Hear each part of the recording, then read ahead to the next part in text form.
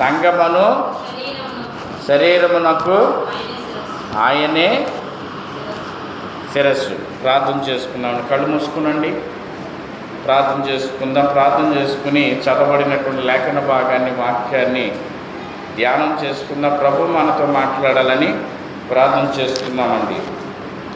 స్తోత్రములు నాయన, మహాపరిశుద్ధుడా, మహోన్నతుడా, ప్రభువా, ప్రభావము కలిగినటువంటి యేసయ్య నీకు వందనాలు.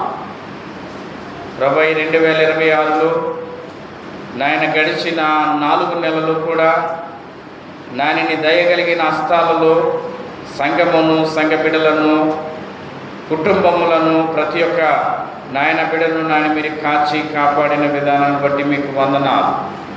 ప్రభా, ఇదిగో తండ్రి నాయన నీ సన్నిధిలో నిన్ను మహిమపరిచి, గణపరిచి, ఉత్సహించి సంతోషించి ఉన్నాము. ప్రభా, మీకు వందనాలు. ఈ సమయంలో చదవబడినటువంటి లేఖన భాగము ద్వారా, పరిశుద్ధ గ్రంథములోని వాక్యము ద్వారా నాయన నాతోనూ, మాతోనూ, మా అందరితోనూ మీరు మాట్లాడండి.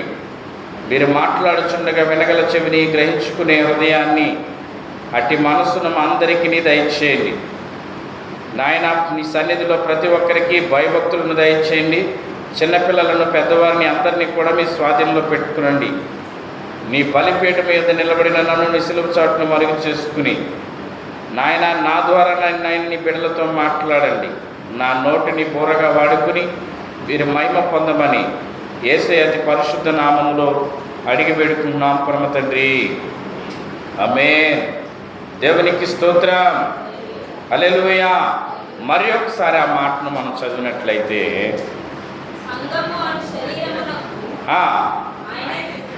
ఆయనే సంఘము అను శరీరమునకు ఆయనే శిరస్సు.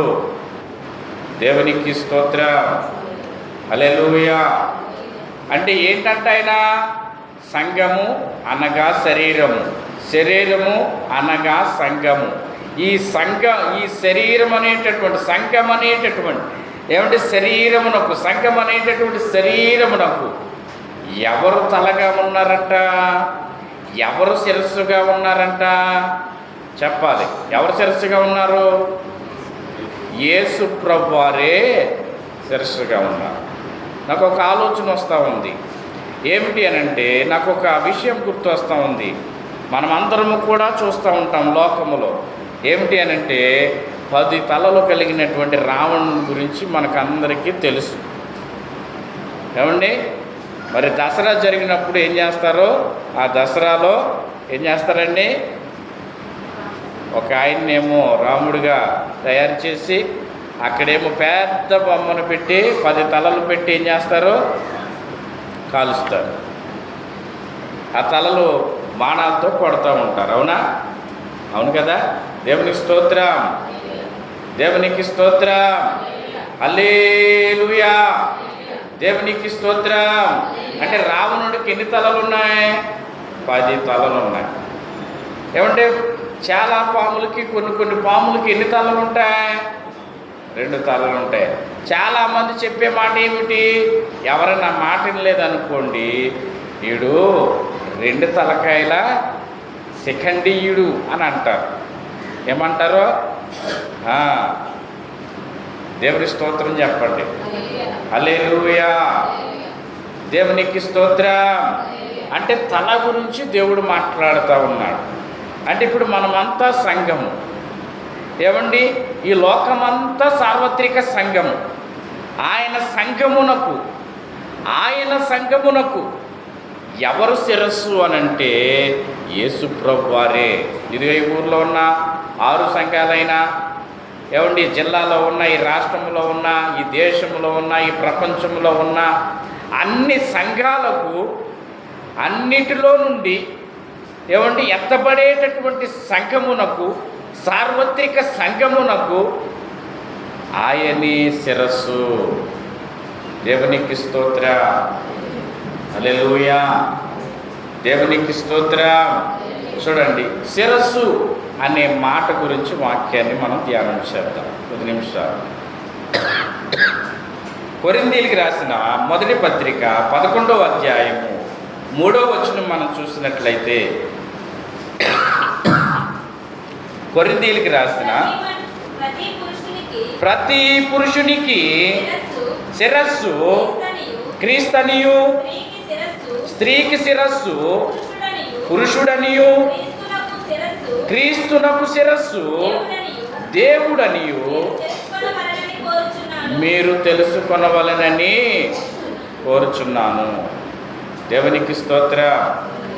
ఏంటంటండి, కొరింథీయులకు రాసిన ఈ మొదటి పత్రిక 11వ అధ్యాయం 3వ వచనంలో ఆయన చెప్తున్నటువంటి మాట, కొరింథీయులో ఉన్నటువంటి సంఘముతో ఈ పత్రికలో 11వ అధ్యాయములో ఆయన రాసినటువంటి మాట, సంఘమునకు శిరస్సు ఎవరనుకుంటున్నారు? నేననుకుంటున్నారా? ఈ సంఘమునకు తల ఎవరనుకుంటున్నారు? నేననుకుంటున్నారా? నేను కాదు. ఎవరు శిరస్సు అనంటే ఇదిగో యేసు ప్రభువారే అని అంటూ ఇక్కడ సంబోధిస్తూ వ్యాఖ్యానం చేస్తూ వివరిస్తూ ఆ సంఘమునకు ఒక మాటను తెలియచేస్తూ ఉన్నాడు. వివరముగా వారికి తెలియచేస్తూ ఉన్నాడు. ఏమనుందండి, ప్రతి పురుషునికి శిరస్సు క్రీస్తనియు, స్త్రీకి శిరస్సు పురుషుడనియు. దేవునికి స్తోత్ర. ఇప్పుడు మన గురించి మనం మాట్లాడుకున్నాం అనుకోండి, ఇప్పుడు మన గురించి మన కుటుంబం గురించి మనం మాట్లాడుకున్నాం అనుకోండి. యవ్వనస్తుడిగా ఉంటే ఒక విధానంగా, యవ్వన స్త్రీగా ఉన్నంత కాలము, నువ్వు బాల్యకాలంలో ఉన్నంత కాలము నిన్ను సంఘం అనే శరీరముగా ఒక స్త్రీగా మనం చూస్తూ ఉన్నాం. అయితే ఒకసారి మనం ఆలోచన చేస్తే నీకు వివాహము చేసిన తర్వాత, నీకు వివాహమైన తర్వాత నీకు శిరస్సు ఎవరు మాకు తెలుసు. ఎవరు? భర్తే.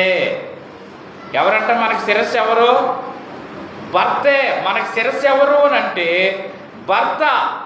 ఈ సంఘమనే ఈ కుటుంబమనే ఈ యొక్క కుటుంబమునకు, ఈ దేహమునకు ఎవరు శిరస్సు అనంటే పురుషుడే. చూడండి, ఈ వాక్యములో తెలియచేస్తున్నాడు. 9వ వచనం మనం చూసినట్లయితే,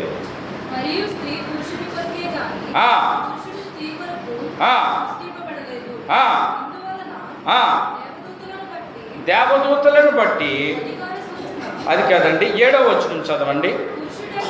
పురుషుడైతే దేవుని పోలికయు మహిమనై ఉన్నాడు గనుక తల మీద ముసుగు స్త్రీ ఏలయనగా కలుగలేదు. మరియు చాలండి. దేవునికి స్తోత్ర. ఏం రాయబడి ఉంది? తల మీద ముసుగు ఎందుకు వేసుకుంటారు? తల మీద ముసుగు వేసుకున్నారా కొంతమంది? మనం ముసుగు వేసుకుంటాం, జారిపోతూ ఉంటుంది. తల మీద ముసుగు వేసుకున్నామా? వేసుకోలేదులే. కొంతమంది వేసుకున్నారు, కొంతమంది వేసుకోలేదు. ఎందుకు ముసుగు వేసుకుంటున్నామో ఇప్పుడు తెలిసిందా? పెళ్ళిలో కూడా ముసుగేస్తారు, అవునా? ఇప్పుడు కూడా దేవుని సన్నిధికి వచ్చిన తర్వాత మనం కూడా తల మీద ముసుగేసుకుంటున్నాం. ఎవరైనా సరే ఇప్పుడు మీరు తల మీద ముసుగేసుకోలేదనుకోండి, ఎవరిని అవమానించినట్లు? దేవుణ్ణా? భర్తనే. ఫస్ట్ ఎవరినే? భర్తను అవమానం చేస్తున్నాం అన్నమాట. అంటే నువ్వు ముసుగు తీసేసావు అనంటే, ముసుగు వేసుకోలేదు అనంటే ఏంటి అనంటే మనమందరము కూడా అవమానిస్తున్నామన్నమాట. తల మీద ముసుగేసుకోవాలి. అందుకే సంఘంలోకి రాగానే, మందిరంలోకి రాగానే, సభలోకి రాగానే, ప్రార్థనకి వెళ్ళగానే పాస్టర్ గారు ఏం చెప్తారంటే అందరూ తల మీద ముసుగు వేసుకోవాలని చెబుతూ ఉంటారు. ఎందుకనంటే ఇదిగో నీ భర్తను నువ్వు అవమానిస్తున్నావని వాళ్ళు తెలియచేస్తున్నారన్నమాట. ఎప్పుడైతే నువ్వు ముసుగు తీసేస్తూ ఉన్నావో, ముసుగు వేసుకోవటము లేదో అప్పుడు మనము మన తలను అవమానిస్తూ ఉన్నామంట. దేవుని స్తోత్ర. మరి ఒక మాటను మనం చదువుదామండి. చూడండి 15వ వచనం కూడా మనం చదివినట్లయితే, స్త్రీకి తల వెంట్రుకలు పైట చెంగుగా ఇయ్యబడిన కనుక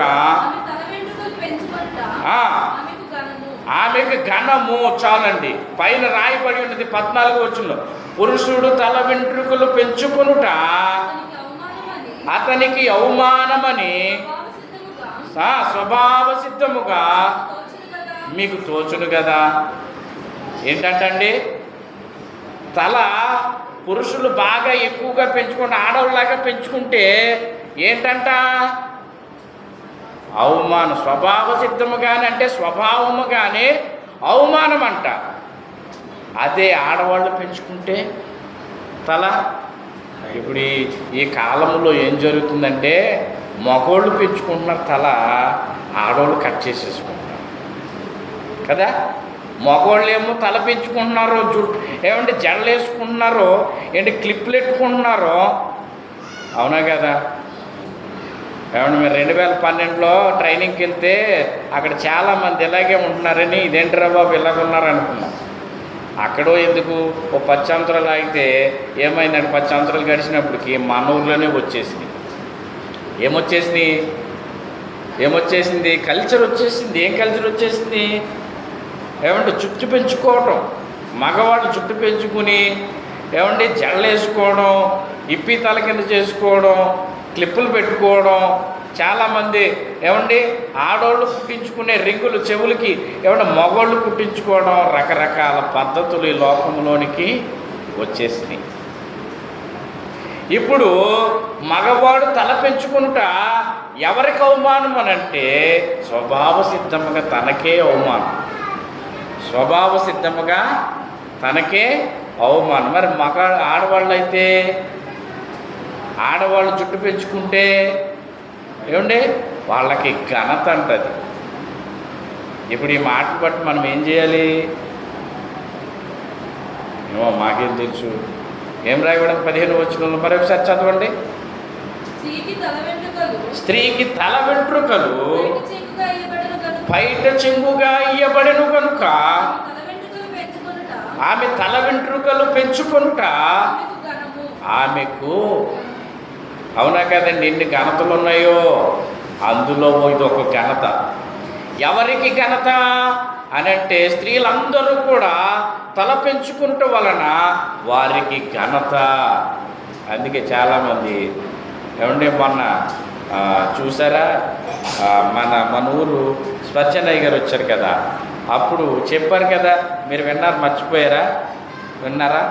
మగోళ్ళంట గుండు కొట్టించుకున్నారనుకోండి ఓ మాదిరిగా బాగానే ఉంటుందంట. చెప్పారా? గుర్తొచ్చిందా మీకు?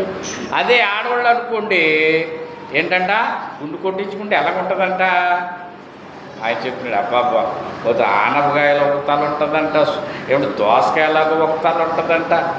ఏమండి అసలు చూడలేమన్నట్టుగా ఆయన ఎంత బాగా చెప్పారో. ఏమండి దేవుని స్తోత్రం చెప్పండి. చాలామంది ఇంకా తల ఊడిపోతుంది, చాలా బాధపడిపోతారు స్త్రీలు. మగవాళ్ళకైతే అంత బాధ ఉంటుంది, కానీ స్త్రీలు అయితే చాలామంది జుట్టు ఊడిపోతే ఎంత బాధ అంటే అది వర్ణించలేమన్నమాట. దానికోసం ఏ ప్రయోగాలైనా చేస్తారు, దానికోసము ఏ ప్రయోగాలైనా చేస్తారు. ఎందుకని? జుట్టు అంటే అందము, అది ఎదగాలి. అది ఎందుకో తెలియదు, కానీ బైబిల్ చెప్తుంది అది నీకు ఘనత తీసుకొస్తుంది. దేవునికి స్తోత్రం, హల్లెలూయా. అది మనం అందం కోసమో లేకపోతే దేనికోసం అనుకుంటాం, కానీ బైబిల్ అంటుంది అది నీకు బయట చెంగుగా ఇవ్వబడింది. ఏమంటే రెండోది నీకు ఘనతను తెచ్చిపెడుతుంది. దేవునికి స్తోత్రం, హల్లెలూయా. దేవునికి స్తోత్రం. మరి ఒక మాటని మనము ధ్యానం చేసుకుందామండి. సంఘము అను శరీరమునకు ఆయనే శిరస్సు. ఇప్పుడు ఎవరు శిరస్సు? భర్త భార్యకు శిరస్సు, ఆ కుటుంబమునకు భర్త శిరస్సు. ఇప్పుడు సంఘమునకు ఎవరు శిరస్సు? యేసుక్రీస్తు ప్రభువారు. దేవునికి స్తోత్రం.